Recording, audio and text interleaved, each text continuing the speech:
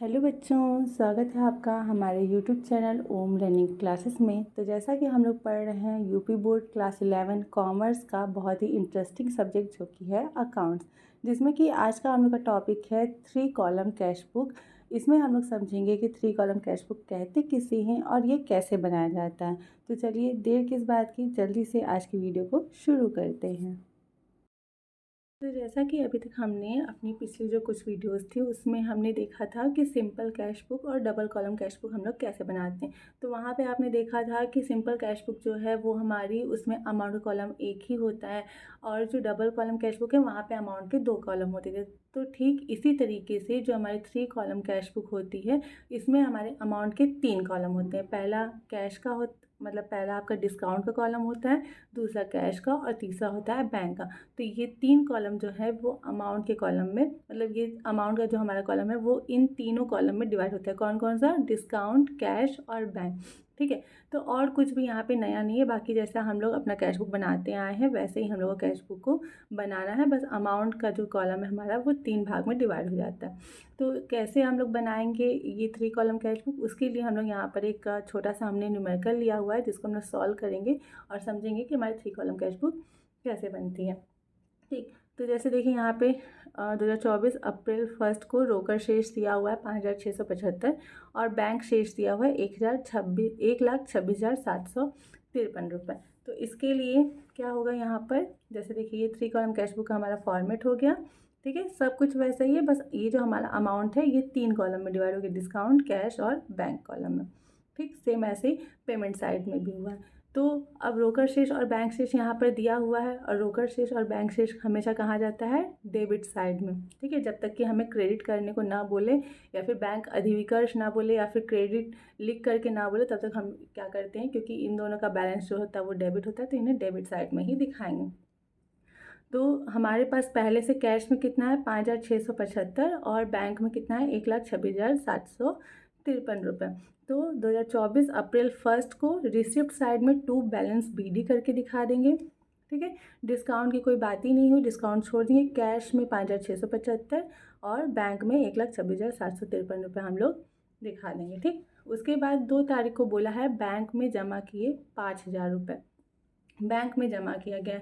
तो बैंक में जमा करने की एंट्री क्या होती रहती है, bank account debit to cash account. ठीक है, अब इसको क्योंकि यहाँ पर बैंक भी है और यहाँ पे कैश भी है और यहाँ पे अमाउंट कॉलम में हमारे पास बैंक और कैश दोनों है। तो जैसा कि डबल कॉलम कैश बुक में ही हमने आपको बताया था कि बैंक और कैश जब दोनों की एंट्री हमें करनी रहती है और दोनों का कॉलम हमने बनाया है अपने कैश बुक में, तो इसे हम लोग क्या बोलते हैं, कॉन्ट्रा एंट्री। क्या बोलते हैं? कॉन्ट्रा एंट्री बोलते हैं।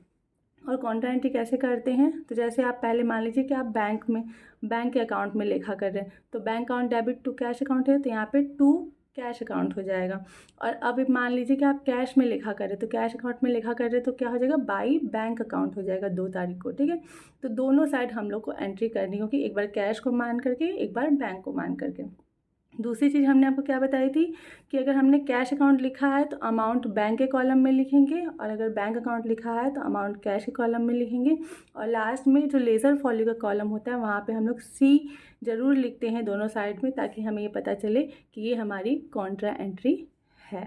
ठीक, तो अब इसके बाद फिर 7 अप्रैल को क्या हुआ है, मोहन से प्राप्त हुआ है 7,900 रुपये और उसको हमने बट्टा दिया है 100 रुपये का। ठीक है, तो इस कंडीशन में क्या करेंगे, प्राप्त हुआ है तो रिसिप्ट साइड में क्या दिखाएंगे, टू मोहन हो जाएगा। कितना मिला है, 7,900 रुपये मिला है। क्योंकि बैंक का नाम नहीं लिया गया है तो हम लोग क्या मानेंगे कि हमें कैश में मिला है, तो 7,900 रुपये हम लोग कैश के कॉलम में दिखाएंगे और 100 रुपये बट्टा दिया है तो 100 रुपये हम लोग क्या करेंगे, डिस्काउंट के कॉलम में दिखा देंगे। बस इतना ही हमें करना है। फिर 10 तारीख को नकद फर्नीचर खरीदा है 2,500 का, तो फर्नीचर खरीदे हैं, पेमेंट हुआ तो पेमेंट साइड में क्या कर देंगे, 10 तारीख को बाई फर्नीचर अकाउंट कर देंगे। कितने का, 2,500 का। तो यहाँ पर भी हम लोग क्या करेंगे, कैश में ही दिखाएंगे।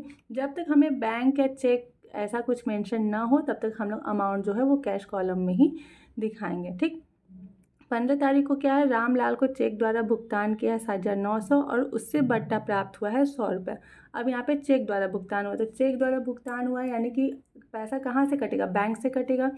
और पेमेंट हुआ है तो यहाँ पे 15 तारीख को बाई रामलाल हो जाएगा। जो अमाउंट है वो बैंक कॉलम में 7,900 रुपये दिखा देंगे। क्योंकि हमने 9,500 पेमेंट किया है, और 100 रुपये का जो हमें डिस्काउंट मिला है वो 100 रुपये डिस्काउंट के कॉलम में दिखा देंगे, ठीक है। उसके बाद फिर क्या बोला है कि 18 तारीख को चेक द्वारा वेतन का भुगतान किया है, यानी कि चेक से वेतन का भुगतान हुआ है तो बाई सैलरी अकाउंट 18 तारीख को हो जाएगा। चेक से हुआ है तो बैंक कॉलम में दिखाएंगे कितना, 2,000 रुपये का वेतन दिया गया, ठीक।